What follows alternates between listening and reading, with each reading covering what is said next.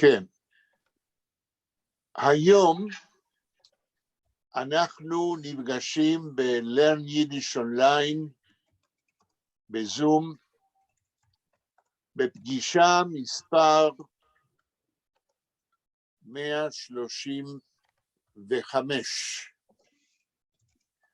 היום יום שני, והפגישה האינטראקטיבית שלנו היא קצת שונה מהאחרות, כי יש לנו תוכנית כפולה.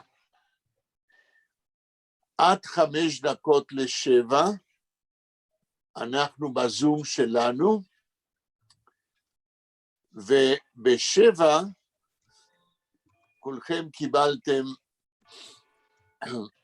קיבלתם לינק להירשם להשקת הספר דמי אחיך על רצח עם, גם בתקופת השואה וגם ב-11 מקומות במאה ה-20 והמאה ה-21. בשעה 7 תתחיל השקה של 2 הכרכים שפורסמו בקשר לרצח עם.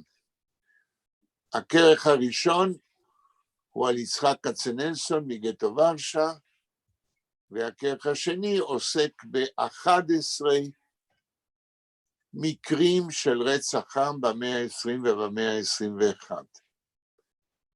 השקת הספר הזה ב-7 היום חלה בהקשר היסטורי עצוב, שזוהי מלחמת פוטנר, כמו שהאוקראינים קוראים לפוטין, על משקל היטלר, כן? מלחמת הרוסי, פוטין, נגד העם האוקראיני. והמילה רצח עם הופיעה גם במה שאנחנו שומעים על כמות המתים והפצועים ב5 הימים הראשונים של המלחמה הזאת, וגם אצל פוטין, שמדבר על רצח עם שכאילו האוקראינים עושים בחבלים של הרוסים שגרים באוקראינה ומזדהים עם רוסיה, והעניין די מסובך. שלום אלעזר. אתה שומע אותנו? מי שאמרתי שהיום מצטרף עכשיו נכנס. כן, מה שמשפחה? בר גבע. שלום אלעזר בר גבע, אנחנו כרגע, היום יש לנו תוכנית מקוצרת, ולכן נדבר איתך ועליך בפעם הבאה. נתנאל, אתה שלחת לאלעזר גם כן את ההודעה על השקת הספר ב7? כן, אני חושב ששלחתי בכל זאת. טוב, אז אני מקווה שאלעזר ראה שהוא צריך להירשם אם הוא מעוניין, כן? טוב, אנחנו מתחילים היום את הפגישה שלנו האינטראקטיבית Learn Yiddish Literature Online, בתוכנית מיוחדת, בגלל שיש לנו היום רק 55 דקות, אז אנחנו לא קוראים הלאה את הסיפור של גרד איזה סוני נקלח, אלא בגלל קוצר הזמן היום, עד 5:55, אני רוצה לספר לכם על משהו שקשור כמובן לחקר יידיש וספרות יידיש, אבל משהו חדש שעל זה אף פעם לא דיברתי, למען השכלתכם וידיעתכם, וכדי לספר על פרויקט שהתחיל ב-1985, ונמשך איזה 6 שנים עד ראשית שנות ה-90 של המאה שעברה, והפרויקט היה משותף שאני עשיתי ביחד עם יעקב גלמן, שבשנות ה-80 היה המנהל של המחלקה למוזיקה בספרייה הלאומית. יעקב גלמן היה גם חברי, והוא גם באותה תקופה כתב עבודת גמר על שירי עם ביידיש, ואנחנו החלטנו שבשנות ה-50 של המאה שעברה, יש עוד ניצולי שואה, וצריך לנצל את היותם בחיים, וצריך לראיין אותם, כדי ללמוד מהם, להקליט את הרעיונות האלה, וללמוד מהם איזה שירים שרו יהודים בגטאות ובמחנות, ואיזה שירים הם יצרו בגטאות ובמחנות. החלטנו, יעקב גלמן ואני, שאנחנו נחפש ניצולי שואה מגטו לודג' בכל מקום שהם חיים על הגלובוס. אנחנו נסענו ללוס אנג'לס, שם הייתה אז קהילה גדולה של ניצולי שואה מלודג', וראיינו חלק לא קטן מהם. יעקב גלמן נסע לארגנטינה, וראיין ניצולי גטו לודג'.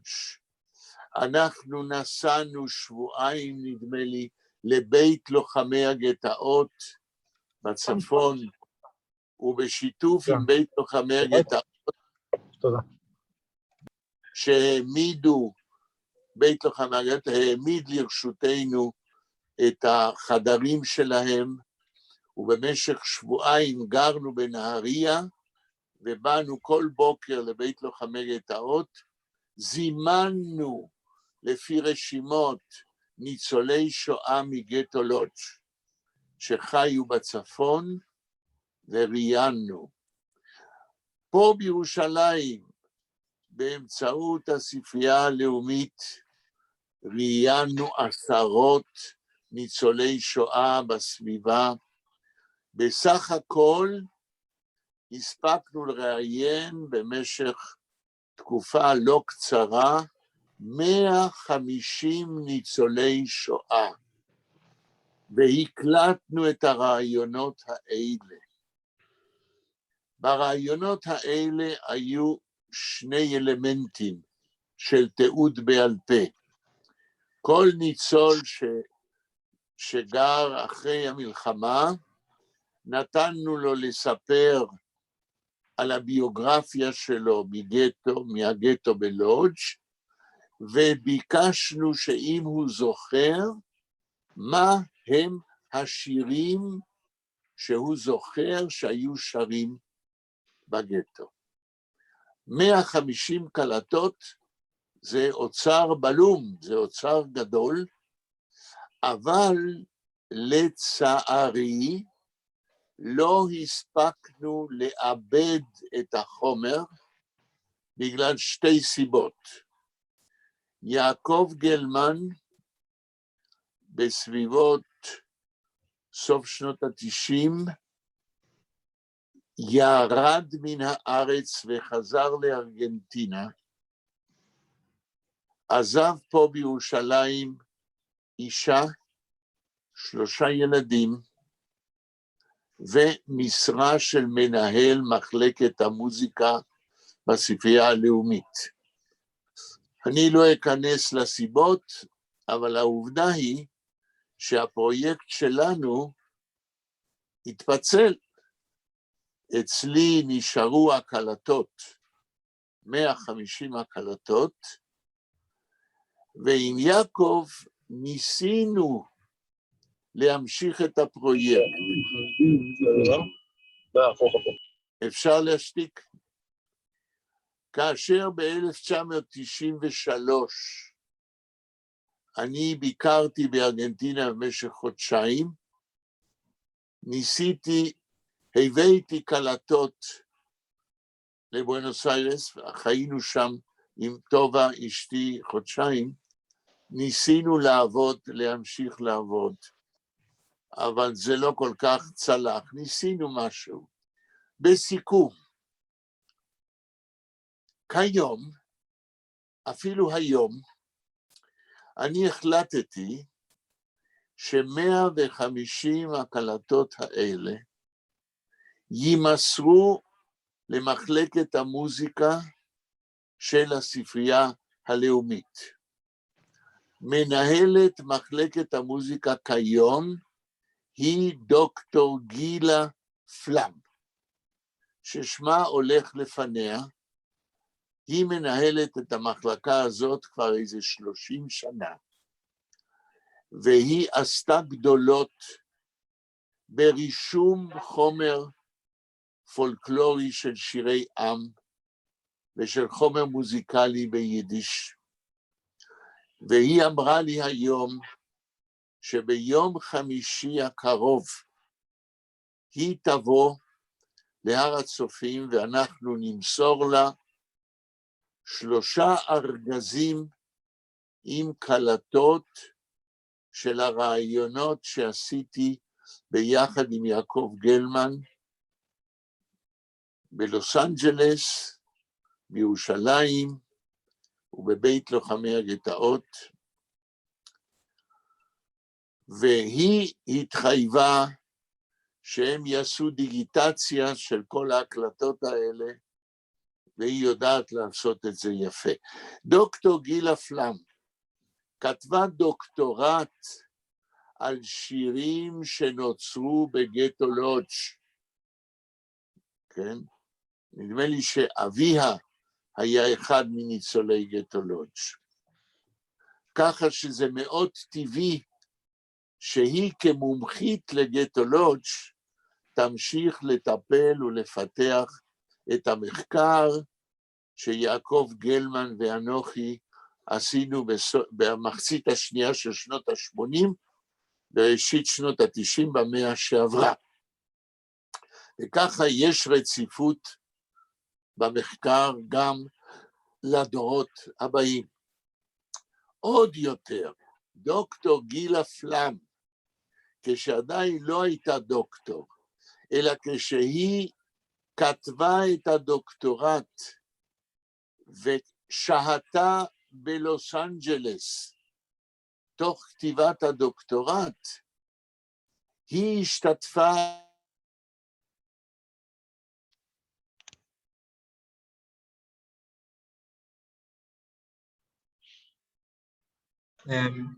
לא שומעים אותך. לא שומעים אותך. גם אני לא שומע. לא, רק רגע.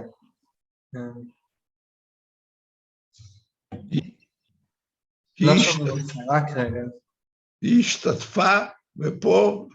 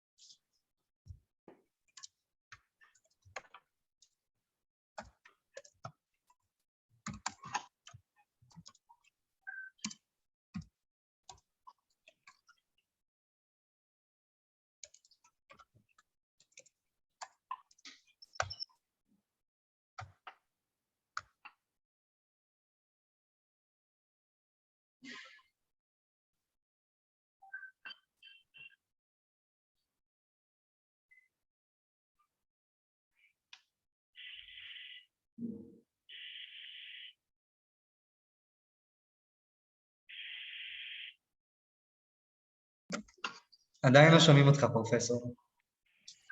את בבית? ביי. ביי.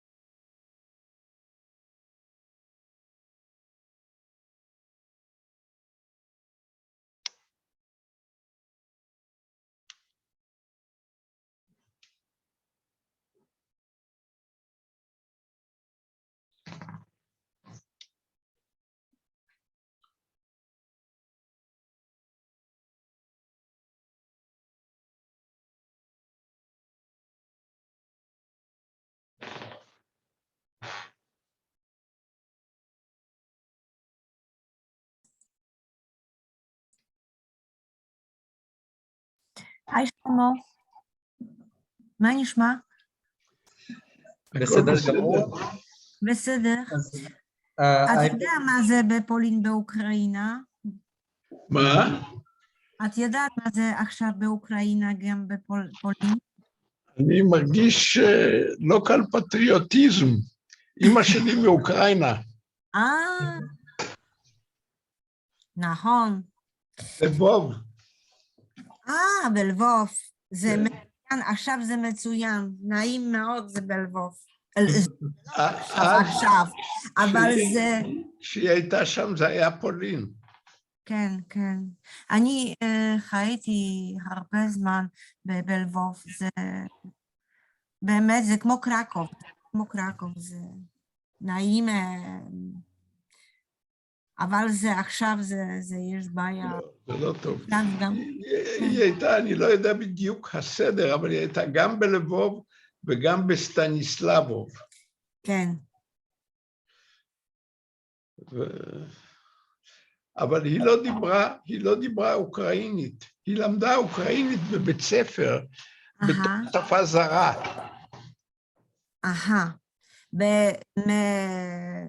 אני חושבת שבאוקראינה זה גם זה חיה רוסית. עכשיו אני מדברת רוסית באוקראינה, למשל, זה, או פולנית, זה, או... היא דיברה רק פולנית. כן. Ja rozumiem po polski, ale ja nie umiem mówić. Trzeba ćwiczyć. זה פרקטיקה. אני פעם דיברתי פולנית שוטף כשהייתי ילד. כן, כן, אבל זה הלך לאיבוד. כן, נכון. כן, כן. אני יודע שירים ודקלומים של ילדים, שלימק, שלימק, נסטה פרוגי, פרוגי, דמצ'י, סטה, סרן. דה פירוגי. נכון. גם אני דיברתי זאת. זה היה, כל ילדים דיבר זאת. וגם זה בישראל, חברים שלי, זה לא דיבר פולנית, אבל זה באמא, אבא, זה הוא עכשיו יודע, חודש דודומו. כן. כן? כל ילדים. אני רואה אותך. שלום, אתה רואה אותי. שלום. אני לא שומעת אותך. טוב, מדברת אליך. אני שומע, אתם שומעים אותי עכשיו? תן לי את הטלפון. אני לא שומעת אותך. עכשיו את שומעת אותי? אני שומע אותך ורואה אותך. אבל לאן נעלם הפרופסור? מישהו התקשר אליהם וזה עשה להם בלגן מהטאבלט שמהם הם שידרו. טוב, את שומעת?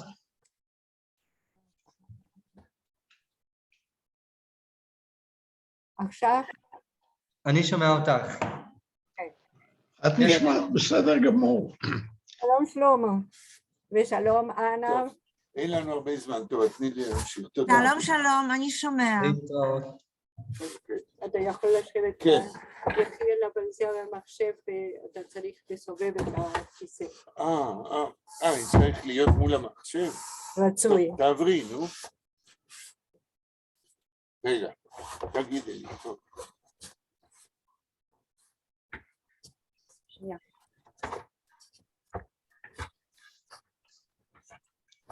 זה בסדר? אתם רואים אותי, שומעים אותי? רואים אותך ושומעים אותך. בסדר גמור. אז הייתה לנו תקלה במחשב שלי האחר, והודות לטובה תיקנו את זה, ונשאר לנו עד 5:55.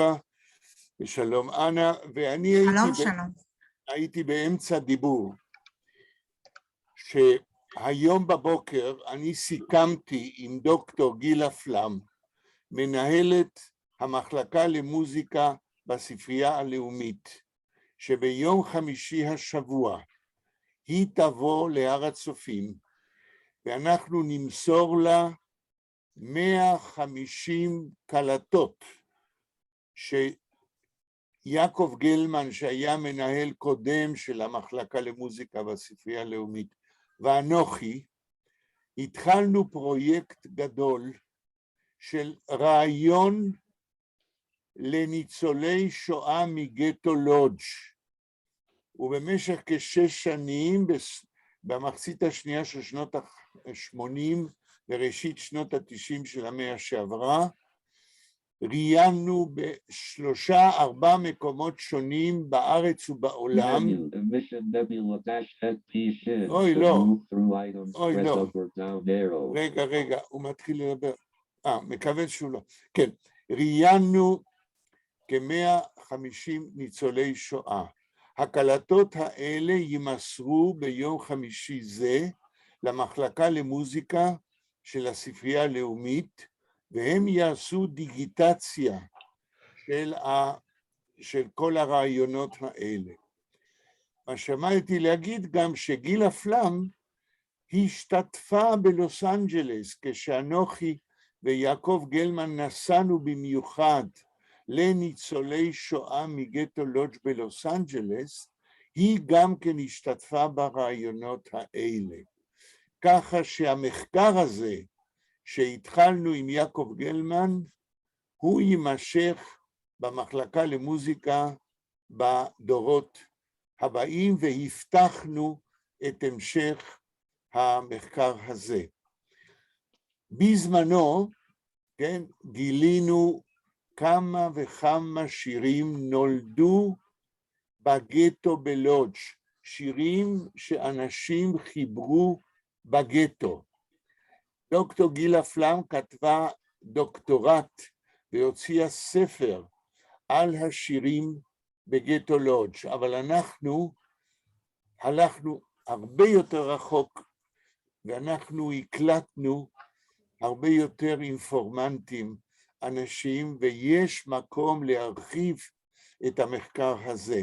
בגטו לודג', כן, היה זמר רחוב, שאת השירים שלו, כן, אנחנו תיעדנו ורשמנו, ואין ספק שהמחקר של שירי עם ושירים של עמך, שנוצרו בגטו כתיאור של המציאות בגטו בלודג' וכהתנגדות למה שקרה ליהודים בגטו תחת שלטון הנאצים, זהו נושא מרתק שעכשיו יש לו המון מקורות ראשוניים ששמרתי אותם במשך השנים, ועכשיו הם יהיו פתוחים למחקר בהמשך.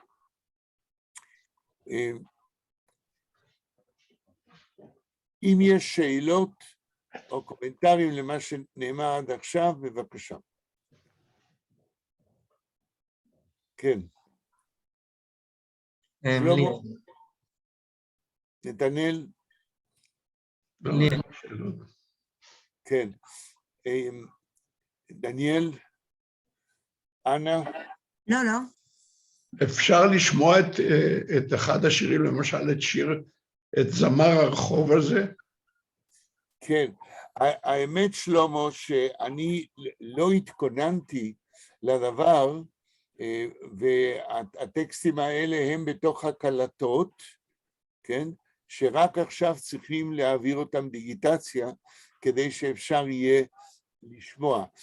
אני כן יכול להגיד שבשירים האלה היו שירים על רומקובסקי. רומקובסקי היה הרי הפרזס של גטו לודג', הוא היה יושב ראש של היודרת של גטו לודג', ואלה שירים מאוד עוקצניים וסטיריים ונגד, כן, יושב ראש היודרת, והוא היה שר את הדברים ברחוב, והיו מתאספים סביבו, והוא אפילו ישב בכלא בגלל זה, כן, כי המשטרה היהודית בגטו לודג', כן, לא אהבה כל כך להושיב אותו בכלא, אבל לא קרה לו שום דבר מיוחד, והוא אחרי המלחמה נשאר בלודג' והתחתן, כן,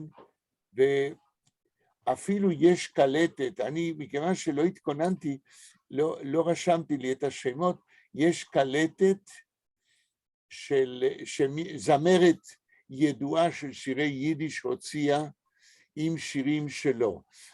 אני קראתי עבודה סמינריונית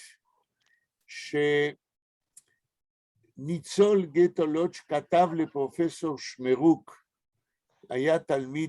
הוא היה תלמיד בחוג ליידיש, והוא כתב לו על שירים מגטו לודג', ופרופסור שמרוק בשנות ה-80 ביקש ממני לקרוא את העבודה הסמינריונית ולתת לו ציון, וככה עשיתי.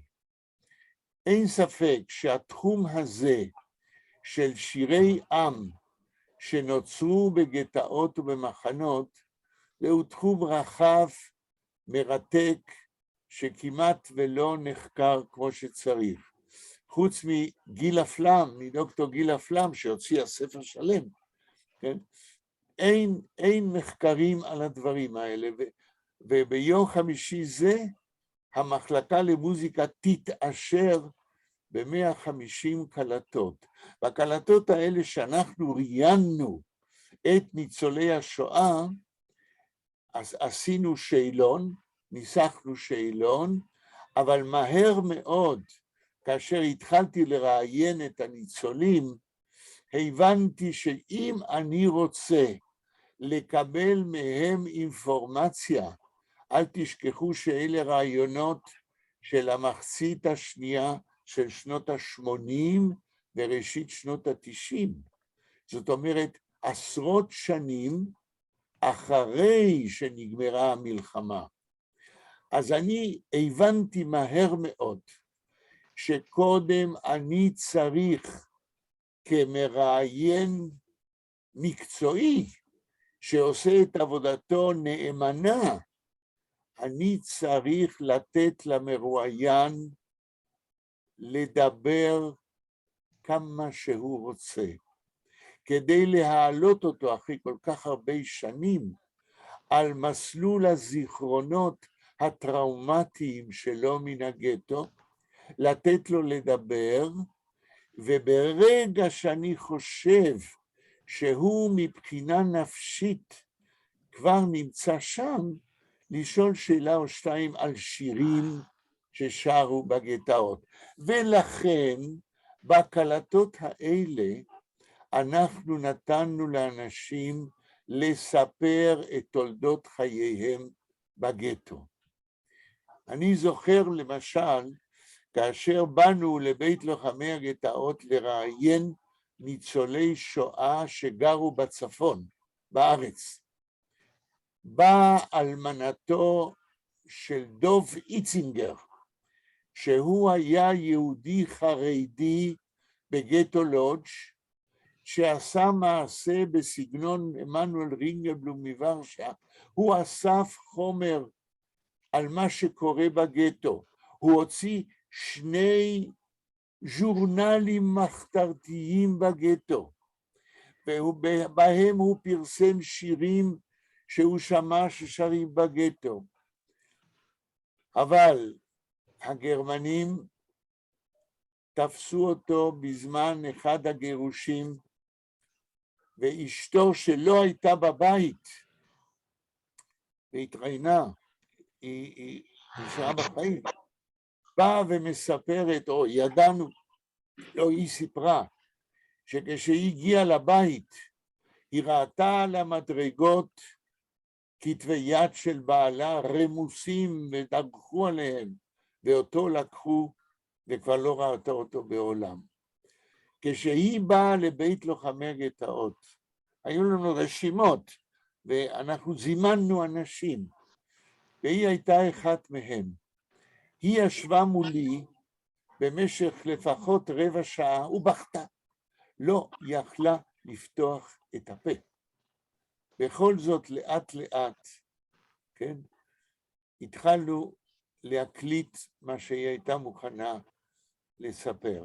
הרעיונות האלה היו מאוד מיוחדים בכך שהמראיין, והיינו שם 4 מראיינים, יעקב גלמן, אני, ורה סולומון, כן, המוכרת לנו מפעילותה בחוג ליידיש עד היום, והיינו מזמנים אנשים, רצינו בזמן קצר לראיין כמה שיותר אנשים, והיינו מנסים שהם יספרו את תולדות חייהם, והיינו משחילים שאלות על הנושא שהיה לנו חשוב, שזה אם הם זוכרים איזה שירים שרו בגטו.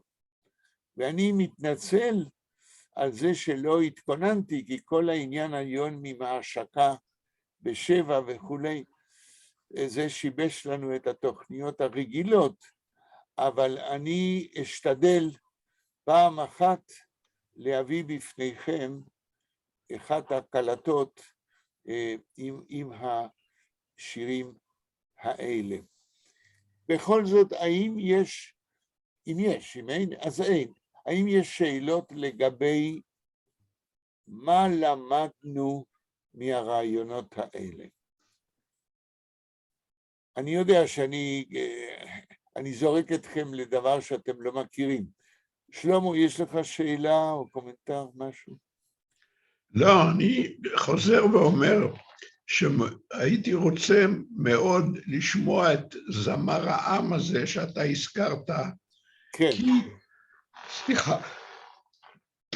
סליחה, כן, כי, אתה יודע, יש שיר אנגלי שנקרא דני בוי, שהוא שיר כן. מאוד מפורסם, ויש כן. מחלוקת בין הבריטים לבין האירים לגבי מקורו של השיר הזה, כאשר האירים טוענים שזה זמר רחוב המציא אותו. כן. והוא אחד מהשירים היפים שאני מכיר. יפה. יפה. זאת אומרת, יש איזשהו, כנראה איזשהו יופי בשיר שמומצא אד הוק ברחוב, בלי איזשהו משטר, או בלי, זה לא בהכרח ככה, זה יכול להיות גם שיר טיפשי, אבל בכל זאת הייתי מהמר על שיר כזה שאתה מספר עליו. לאור מה שעכשיו סיפרת, אני מגיב ואומר ככה, אם אני זוכר, שנים שאני לא חזרתי, כן? נדמה לי ששמו היה ינקלה, השירים שלו, הוא כתב אותם, אותו זמר רחוב, והוא שר אותם. הוא היה מעין עיתון מתהלך אקטואלי של מה שקורה בגטו, ויש תמונות, יש צילומים מהגטו, של אנשים עומדים עיגולים מסביבו, ושומעים אותו שר. זוהי תופעה תרבותית, ביידיש, כן? זוהי תופעה תרבותית מיוחדת במינה לגטו לודג', ואתה צודק שיש לטקסטים האלה חן מיוחד, ובמיוחד כשהשירים האלה הם שירים של מחאה, כן? לכן הכניסו אותו לכלא, המשטרה היהודית. והשירים האלה מתארים אספקטים שונים ומגוונים של החיים בגטו, החל מהרעב והמשך באותה שכבה שהיה לה פריבילגיות וחיה חיים טובים לעומת העניים בגטו, וחלה בשירים נגד מרדכי רומקובסקי, ראש היודנראט. כן, לאור מה שנאמר עד עכשיו, שאלה, קומנטר? קשה לי לדמיין מה היו החיים התרבותיים בגטו, בסיטואציה שלהם, האם אנשים הגיעו להופעות או דברים כאלה? האם אנשים הגיעו למה? לא הבנתי. הופעות, יודע מה, קונצרט מוזיקה או דברים כאלה. קשה לי לדמיין איך היו החיים התרבותיים בגטו. אוקיי, נגיד על זה כמה מילים, לאור מה שאתה אומר שקשה לדמיין. נכון, קשה לדמיין, אבל תדעו לכם, שתחת שלטון הנאצים, בכל הגטאות, ואפילו במחנות נאציים, התקיימו חיים תרבותיים במחתרת בכל מיני צורות. ייקח לנו יותר מהזמן שיש לנו אפילו לזכור את סוג הפעילויות, אבל אם נדבר על גטו לודג', מכיוון שאנחנו מדברים עכשיו עליו, בגטו לודג' היו סופרי יידיש שהיו מתכנסים בחוג בית, הרבה חוגים. אחד מהם היה חוג בית של הסופרת ביידיש עוד מלפני המלחמה, שהיא ידועה ומפורסמת למי שמכיר, מרים אולינובר. מרים אולינובר הייתה סופרת לפני המלחמה, אבל בגטו היא, מכיוון שהייתה בגילה יותר מבוגרת מהצעירים, היא כינסה בביתה חוג של סופרים שהיו באים אליה הביתה לקרוא מיצירותיהם. בזיכרונות של ירחמיאל בריקס, שהוא סופר מגטו לודג', ושהבת שלו, בלה בריקס קליין, כן, הייתה מנהלת שנים רבות של קלישה 48, הספרייה של הבונדיסטים, פה בארץ, והייתה תלמידה של החוג שלנו ביידיש, וכתבה אצלי עבודת גמר על השירים של אביה מן הגטו. בלה בריקס קליין נסעה לפולין, שם בארכיון של המכון היהודי ההיסטורי, היא מצאה מאות עמודים של שירים של ירחמיאל בריקס, שנשמרו, משתמרים עד היום שם. והיא כתבה עבודת גמר לפני 4-5 שנים, בהדרכתי, על השירים של האבא שלה. אצל מרים אולינובר, באותו בית ועד לסופרים, היו באים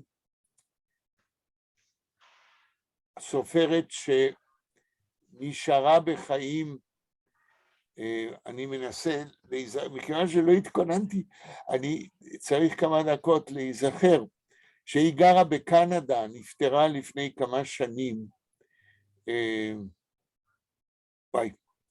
אני ודאי עוד מעט אזכר בשם, והיא כתבה גם בגטו, אבל בעיקר אחרי המלחמה בקנדה, היא כתבה רומנים על יהודי מזרח אירופה, מבוסס על העיירה של הסבתא שלה, וכתבה מחזות על הגטו בווילנה, וכתבה פרוזה ושירים על תקופת השואה. כשדניאל שואל שהוא לא יכול לדמיין איך היו חיים תרבותיים, אני אומר, היו והיו. בגטו ורשה, למשל, כן, היו המון סופרי יידיש שכתביהם, חלקם נשארו בארכיונים. יצחק כצנלסון זה דוגמה אחת, שבו אני טיפלתי ופרסמתי מה שהוא כתב בגטו, אבל היו עשרות סופרים אחרים. והייתה בגטו וילנה, היה אברהם סוצקבר בעצמו, ניהל חוג ספרותי מחתרתי בגטו וילנה, והסופרת שחיה עד היום בארץ,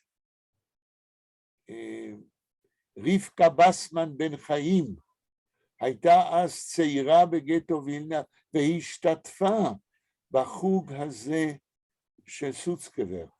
כיום היא בת, נדמה לי, 95, והייתה מאוד פעילה, ועד היום בבית לייביק, כן, הייתה חלק אינטגרלי של הפעילות בבית לייביק, וכותבת שירים והם מתפרסמים עד היום. ככה שהתופעה של קיום שירה ופרוזה ופעילות תרבותית תחת שלטון הנאצים, זוהי תופעה שלדעתי לא זכתה מספיק עד היום למחקר, ואני מקווה שבעתיד, על סמך המקורות שהשתמרו והשתמרו מקורות, המחקר ימשיך. ושירי עם האלה מגטו לודג' ביום חמישי ייכנסו לספרייה, למחיון של הספרייה הלאומית, למחלקה למוזיקה, ויובטח המשך המחקר של התחום הזה. כמה זמן נשאר לנו? רגע. זהו. אני שלחתי, כן, אמרתי לכולכם, וגם נתנאל שלח לכם, איך להירשם ולהיכנס להשקת שני הכרכים בשעה 7 על רצח עם גם בשואה, בספרות יידיש, וגם אצל 11 עמים אחרים במאה ה-20 ובמאה ה-21. והיום זה יום מיוחד להשקת ספר כזה, בגלל המלחמה של הרוסים נגד האוקראינים, ואני מקווה שכולכם קיבלתם. נתנאל שלח לכם, וטובה שלחה היום, שלח לכם בבוקר.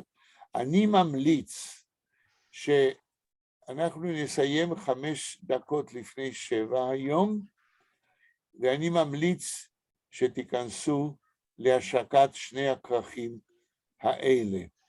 העורכת הכללית היא מאיה ולנטין, שגרה בבאר שבע, היא חברה בוועד נגד רצח עם, יש ועד כזה בארץ, והיא חברה פעילה של תנועת דרור ישראל, והיא עבדה 9 שנים להכין את שני הכרכים האלה שפורסמו לאחרונה, ועל זה ידברו.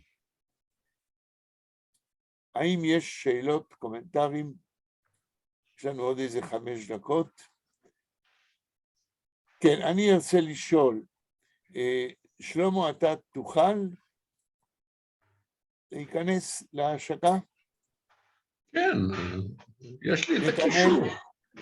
יש לך, יופי. נתנאל, אתה גם תוכל. כן, כן, אני אכנס. מה עם אנה? כן, אנה, קיבלת את הקישור? זה שיעור או שיר? לא. האם קיבלת את הקישור להיכנס ב7 מדברים על 2 כרכים על רצח עם?